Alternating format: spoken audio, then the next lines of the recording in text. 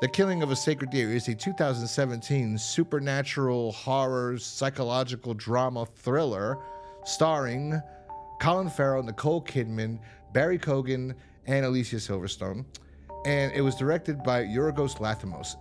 The movie tells the story of Stephen, played by Colin Farrell, who's this very successful and very powerful heart surgeon who, after befriending this young boy, Martin, played by Barry Cogan, starts to have his life fall apart. And it's because of Martin that Stephen is forced to make an unbelievably hard choice. And if he doesn't, he's gonna lose everything. What's this choice? Okay, so Stephen on the outside looks very successful, very powerful, right? He's a heart surgeon, he's wealthy, he's got a beautiful family, a beautiful wife, 2 kids that are doing well in school, and he has everything. He has the picture perfect life.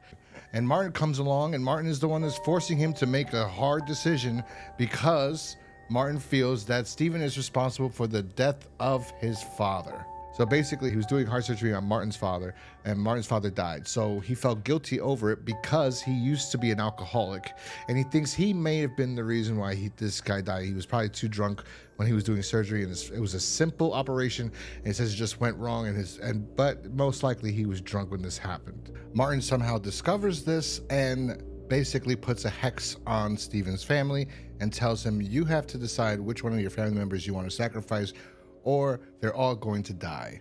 That's the premise of the movie. And I want to say, we're going to go into spoiler territory. I'm going to talk a lot about the film and a lot of things about it, but I just want to say I really enjoyed this film.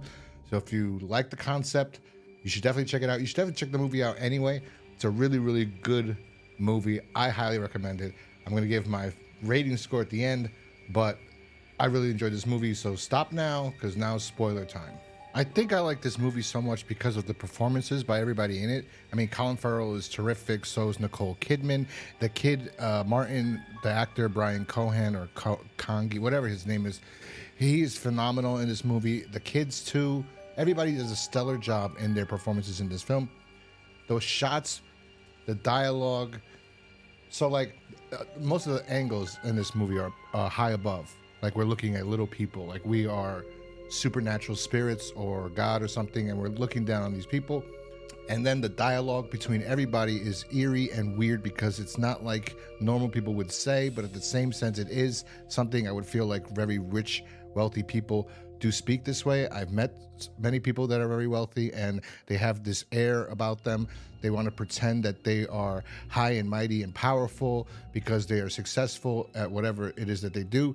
At the same time, I know a lot of successful people that are well-to-do that don't act like that at all because they busted their ass for their money. So I know people like this, and this is a representation of that world, of this world of elites. So I liked that aspect of it too. The angles, the dialogue, the eerie dialogue, the conversations between people was great. On top of that, I love that this movie is a supernatural element, but we never get into it. He just puts this hex on this family, and that's it. So basically, in the entire movie, we get dropped into this guy's life. You just start seeing him having these weird breakfasts or lunches with this kid, and the kid's awkward and weird, and their dialogue with each other is awkward and weird. It's like, what is this relationship? What is this relationship? That's what you're wondering for the first act of the film. Then he goes home, and his relationship with his family is pretty freaking weird too. And the guy and his wife, their idea of foreplay, they're both doctors. I think she's a psychiatrist, or I don't know, I forgot. But their idea of sex or foreplay, whatever, is basically her pretending she's on anesthesia and dead, like, and he just does whatever he wants to her.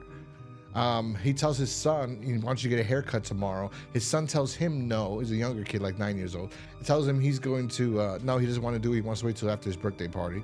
The daughter is awkward going through puberty, and that's another thing, because later on, while they're at this banquet to honor Stephen, because he's so powerful, so all godly, right? He tells the guy that does the anesthesia is his friend, and he tells him, our daughter just started menstruating. She's 14. It was like, yeah, so the son has to be like 11 because the daughter's 14. But when he said, I'm like, what? Who says this? And the wife didn't like scold him or anything. She's looking at the anesthesiologist and like proud, like what? What the hell? That was another dialogue part that just shows you this is odd. These people are odd. In general, they're just odd. But he has this relationship, and then one day, all of a sudden, out of nowhere, this perfect family and this image of he has, even though it's a creepy family, in my opinion. One day, the kid gets up, and the father's like, "Get up, you got to go to school." And he goes, "No, you don't understand. I can't move my legs. Like something's wrong." You discover, he goes, he tells Martin, "I want to talk to you, and basically, I put a curse on your family."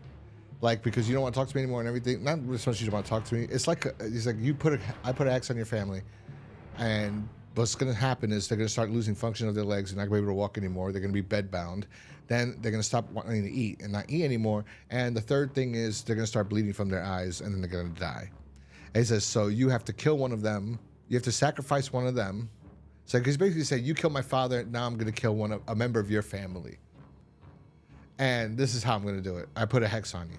You know, Steven doesn't believe this, but then it gets into the further drama of the movie, and the relationship is crazy. This movie is so good.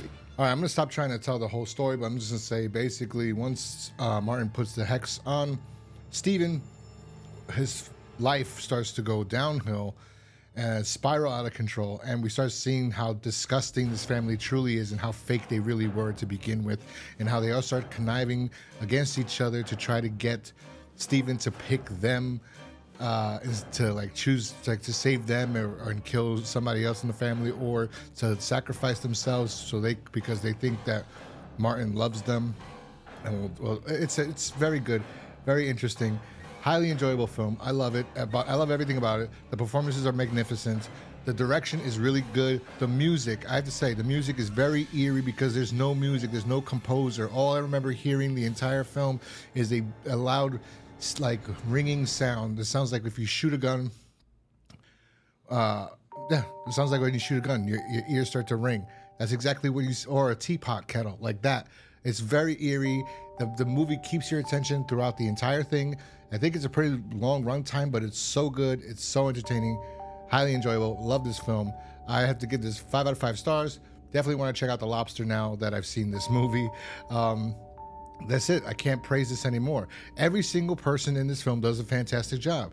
From the anesthesiologist, best friend of Steven, to Alicia Silverstone, to everybody. Every single person is a good thing.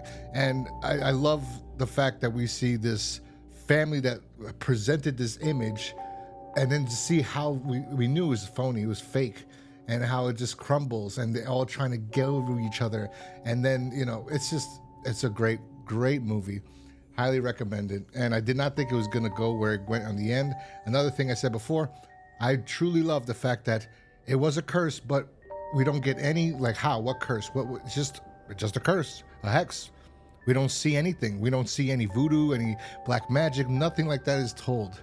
And is he that evil? Yes, he's evil for doing this, but everybody in this film is evil. That's what it feels like at the end of the day. So yeah, highly enjoyable. 5 out of 5 stars. Let me know in the comment section down below what you thought about this film, if you saw it. If you did not see it, I hope, even though I told you this, you definitely go check it out. The ending is crazy. So yeah. That's all I got to say about that. So let me know in the comment section down below if you saw this movie, what you thought about it, what you liked about it. I loved it. I know people that saw it. I wish I saw this when it came out. I could sing it more praise. It's been out for a few years now, but I'm glad I got to see it. So yeah, anyway, hit that like button, subscribe if you're new here, and I will talk to you guys next time. Peace.